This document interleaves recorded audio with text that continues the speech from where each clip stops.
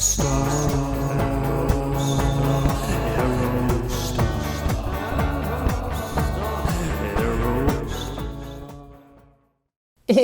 welcome back to Janky AF and Year of the Aerostar, episode number 119. Well, let's get right into it. I apologize, I have not responded to all the comments I need to respond to. Life has been very hectic, and on top of that, I'm about to leave town. So, before I left, this is, very early in the morning, the sun is just rising, but I had to record a video on this. Thank God it's still here.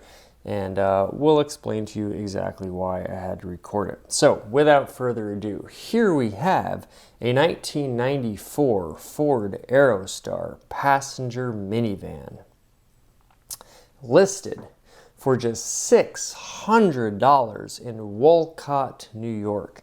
Now, Wolcott, New York, without giving away my location too much, although pretty easy to figure out, is just over 2 hours away from me. So this is another quote-unquote backyard Aerostar here. This is one that it's you're not calling in favors for 7 hours away from people to go buy a vehicle on your behalf and store it for months in their uncle's garage and yada yada yada. Like this is a doable acquisition in terms of logistics, but as we'll talk about, it may not be for other reasons. So, about this vehicle, 131,024 miles, automatic transmission, exterior red, interior tan, which is another interesting point. Fuel type gasoline, 15 city, 22 highway mileage, 18 combined. I'm guessing this is the 3-liter. And 3+ owners, but it is paid off. Okay, seller's description. And they actually just added a few more photos, which means they're probably really trying to get rid of it. And we'll talk about it. 94 Aerostar. Engine runs good. Van moves, but will need transmission work. Parenthetical. Something's off when it shifts. Okay. Needs brake lines. Has body rust. Underneath is pretty solid. Good tires, fix or use for parts. I like that description. Very brief and yet very thorough at the same time. Seems like a very honest description. I was actually thinking about messaging them and saying, because before they updated the listing too, the text of the listing, it said just, we'll need transmission work. It's like, does that mean it needs a new transmission? Or is that, something else? So obviously it seems like this van has been, rode hard and put away wet to some degree, and they actually just added some more pictures, so we should probably get into those. But I mean, it was listed for $1,000 originally, and then quickly came down to $600, which means they're probably just trying to dump it.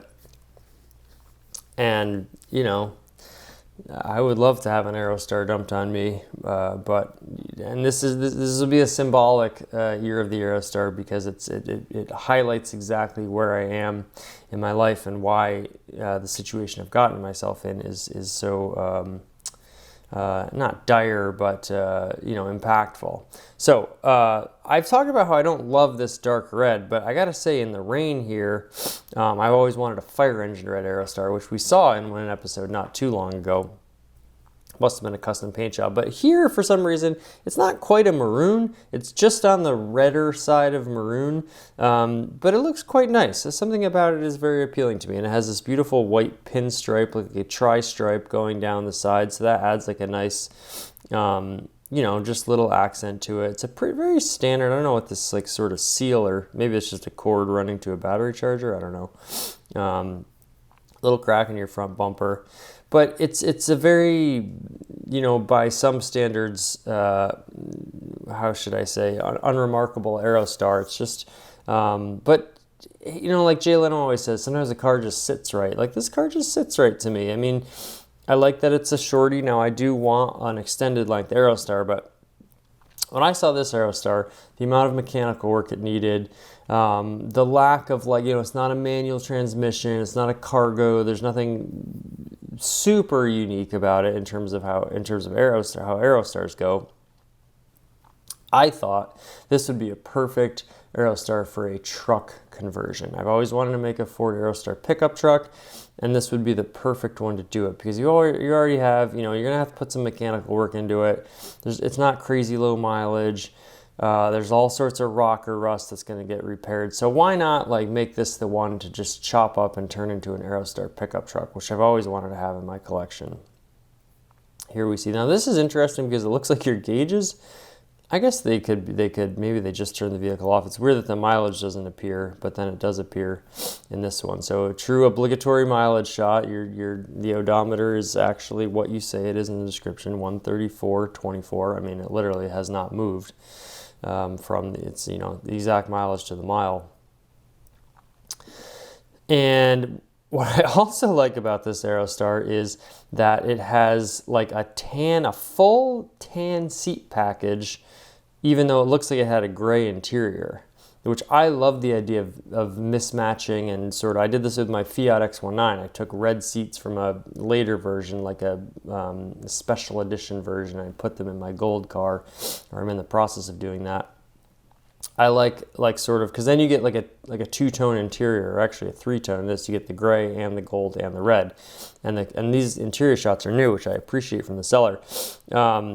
So you have your red floor mats on your gray interior, and then your gold seats with your red piping. But obviously, the seats would always match the rest of the plastic in the car. So these must be replacement seats, but they go with the exterior so well that it's really sort of a striking combination. And you have your captain's chairs. I mean, the interior of this car alone, the 4 seats and the bench seat, you could probably get a couple $100s for. So for that reason alone, now, here, this is another updated photo, and you can see, it's pretty severe rock or rust going on. Like, you're looking at several different sheets of sheet metal to try to get this, back to looking halfway decent. However, it looks like both your bumpers are intact. Of course, we have one hubcap that's there and one that's not, and the steel wheel looks pretty jank too.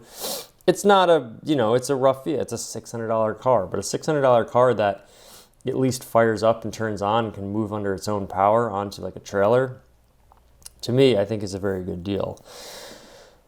So the wheels are turning here. It's like, I already call up my cousin. I say, hey, like, can you give me a day? I'll pay you whatever. It'd be a fun little adventure. I go up to his place. He's, a little bit north of me on the way to Wolcott. And we'll get in his truck. He's got a truck. We can go rent a trailer from U-Haul. We could go up there, pick the vehicle up, pay them. I could scrounge together that money, even though that money should be going to paying off debt, which is the overarching theme of this. And we could have it. We could bring it back. We could dump it in my yard. Bing, bang, boom, like I got a new Aerostar. The problem is that any time I take and any money I take to acquire this vehicle is time and money taking away from finishing up the cars that I need to be working on to move, my Jetta and my Buick, namely. Don't worry, not selling any Aerostars. And is money that should be going towards paying debt. Now, my Broke Car YouTuber series, it's been a while since we've released an episode of that. Thank you to anyone who watched. But I have to make another episode on that. And I've been kind of dreading it because I have to really confront reality and just how, for me, bad the situation is. Sort of dug myself a little bit of a hole. And so this is like a crazy exercise in I know this is going to sound pretentious, but like Zen Buddhism to me, because there's this gem I could just pluck. It's not that far away. The price is right. But again, also this is a product, it might be years and years and years till I can actually get my hands on this thing. And if I had the luxury to be able to just do that with vehicles, I really wish I had that luxury to say, okay, I'm going to buy this car, $600, chuck it away. If I had a place to store it indoors, now, in theory, I would have a place to store it indoors. Currently, I'm housing 2 other cars for a friend who I didn't think they were going to be there that long. So it's just, it's like this, terribly bittersweet thing that I'm going through right now, because I'm just going to have to let this one fly away, as it were, and I don't expect it to last long for this price. And it'd just be a perfect one to add to the collection. And I just gotta let it ride, and that's really, really tough. Shout out to Antonio. I gotta answer your email.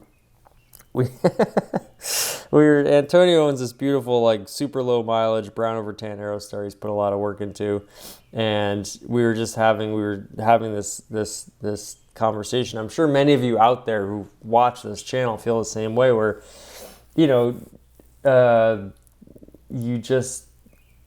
want it all, and you can't have it all. And I was just watching Hoovie's Garage. I watch all the big YouTubers. I pay attention, and he went over to this guy Brian Petty's garage, and I think this guy made his money in robotics, and he's just got what looks like hundreds of cars, at least dozens of cars, and Porsches, and there's just a random Lamborghini Gallardo sitting in the corner, and and here I am just craving this $600 Ford Aerostar. Like my taste is right, like I have the cheap taste. It's not the problem. Even with my extremely cheap taste, I'm not in a financial position to afford this vehicle. And it's just so sad. But at least we get to make a video out of it, and perhaps commiserate with other people out there who you just want. Like, I don't know why I'm so attracted to this vehicle, but for many reasons, I know, because it's such a great vehicle. But the hook's in deep, and I'm doing everything I can in my willpower to resist contacting the seller, resist contacting people I know that could help me go get it. If there's any, I say this every time, if there's any wealthy donors out there who would like to buy me an Aerostar, it's like one of those, like strange internet relationship situations, and no judgment, but like where there's like this, what is this, like a financial dom relationship or something like that, where like basically you just give the person a bunch of money and that like satisfies you. If there's anyone who's like, it's like satisfying, like your particular fetish is to like buy other people Ford Aerostars, and like, we can get in touch, and you can, I'll give you some janky hats or something, to reciprocate and make it worth your while. But something about that, I just love the stance of it. I love the way it sits. Maybe I'll contact him. Like, if they were, half of it is really, if someone was like, oh, we'll just bring it down to you and you can pay us on delivery. Like if they had a means of transporting it and I had to kick them a little extra money, and I didn't have to actually go up there, because the actual deed of getting the trailer and getting the truck and going up there, that's part of the fun. That's like the ritual of it, but that's also part of the expense and part of like the taking of time. Like that time could be spent working, basically, and this is like the terrible psychology of a workaholic, but also someone who needs to to make some corrections, and there's been a lot of acquisition in the last few years, and it's been very nice, but it's at a cost. And when you're buying things on credit, and when you're accruing interest, like say I spend $600 in this van and it's $600 I don't pay towards debt, well, at some crazy interest rate, what is this van going to cost me in the long term on the opportunity cost to pay off debt instead? And once you start looking at the economics of it, it gets really kind of exasperating. So it's I know this is very melodramatic, but it like kind of pains me to look at this. Every day I see it, it's still there. I'm like, okay, good, I can still record a video on it. But every day I see it and it's still there. It's just like this painful reminder of what's that song, Always Wanting You, Never Having You? Is that like Conway Twitty or George Strait or something like that? So we should probably finish up here.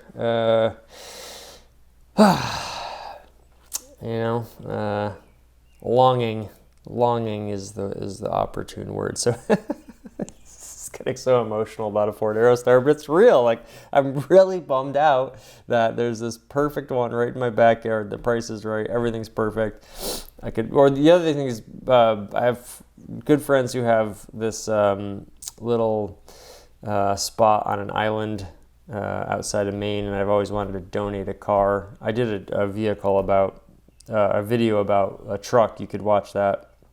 I'll try to link it if I can.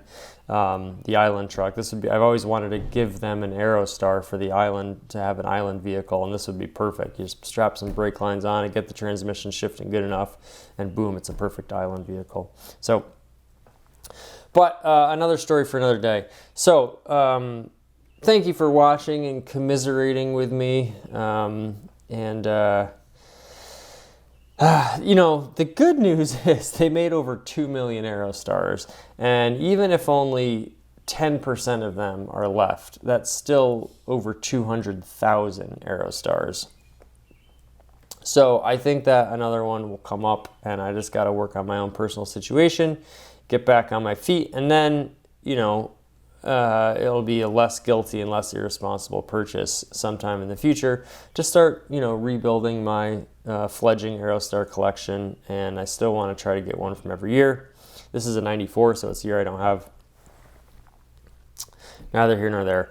Thank you so much for watching Year of the Aerostar here on Janky AF. We'll have another one for you very soon. Let's look at the seats real quick there. Those beautiful bucket seats. Okay. And until then, Janky do Thanky.